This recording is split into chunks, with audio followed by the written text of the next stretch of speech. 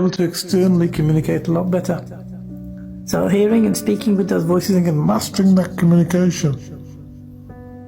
People struggle with anxiety, they struggle with handling their emotions, they struggle with handling their ability to breathe properly, they struggle with intensified emotions. So how does one change their thought patterns? Can this really be done? The first question you need to ask is, who's driving the bus? Who is driving the bus, and is it possible for you to change your thought patterns in order to improve your state of mind? Because life is a state of mind. What can you do? And how does thinking change when emotions are intense? How does thinking change? When emotions are high, one thing we need to realize, when emotions are high, thinking becomes narrower and more urgent. We react faster. We become irrational. We don't always think clearly, and those emotions hoodwink our thinking ability and make us make these irrational decisions. What helps calm the body first? What can really help you calm your body first? What's the one thing that we can do or you can do that can support you to calm your body? Sometimes people can say things to us, or they've said things to us in the past where they can just calm us down. Can happen. But we and you have an internal voice.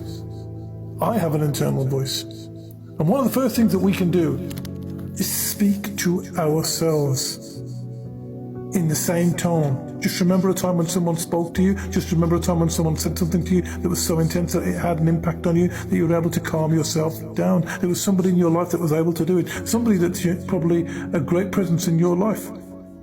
So what helps calm the body down? It is breathing, grounding.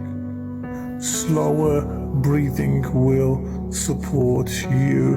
Grounding the body will support you. Changing your posture will support you. Those are three things there. Slower breathing, grounding the body, changing posture often will calm the mind before logic does.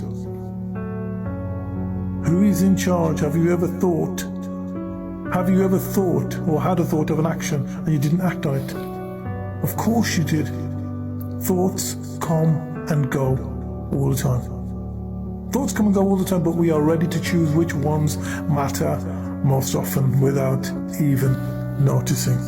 We've all had negativistic thoughts that cause us anxiety. What helps people to feel supported? What helps people to feel supported? Well, being listened to, number one. Non-judgmentalism, number two. Clear boundaries, because this is important that you feel listened to. Clear boundaries and knowing who to turn to when something feels wrong. There is somebody always in your life that has that empathic nature that you can talk to and speak to. What will weaken your trust when people talk to you, when you need that reassurance? It's when someone dismisses you. Silence, fear of the consequences, or inconsistent responses. Small step, direction over speed. What is a small step that will be able to help you to get a hold? First of all, you need to master your internal state of mind, your internal conversations you have in your mind, and become confident with the way you internally communicate. Then you'll be able to externally communicate a lot better. So hearing and speaking with those voices and mastering that communication. So starting an internal conversation, speak to someone that can talk to you, that can penetrate your internal mind. It might be a mother, it might be a father, it might be a brother, it might be a sister. But starting that conversation with them to get the needed support. Don't be afraid to get the needed support you need. If you can't do it yourself, you train yourself to do it alone. You train yourself. That's what neuro-linguistics is. You train yourself to say the right things. I remember of a lady that was struggling to go on holiday. She would never want to fly. But I said, how did you get over it? Who did you see? What happened? She said, well, first of all, I did some sort of self-therapy that changed my mindset. So she did it all herself.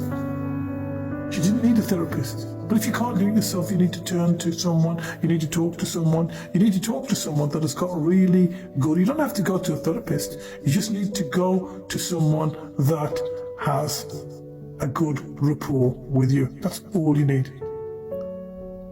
Go to someone that has a good rapport with you, that is non-judgmental, that listens to you. What happens when you rush with those solutions and you don't take your time? And when you rush, you will miss the root causes and create short-term fixes instead of lasting change. So that's what you want to do. Quick summary: internal conversations, master them. Start your journey on mastering those internal conversations and think about how you talk to yourself. Become your own self-best friend. Then you can also have a backup mechanism where you can approach someone. And also you can learn to control your breathing, as we mentioned. That will help you too. So all the best. This is Vikas Chopra, Grassroots Community, supporting those who may be suffering from anxiety. Over and out.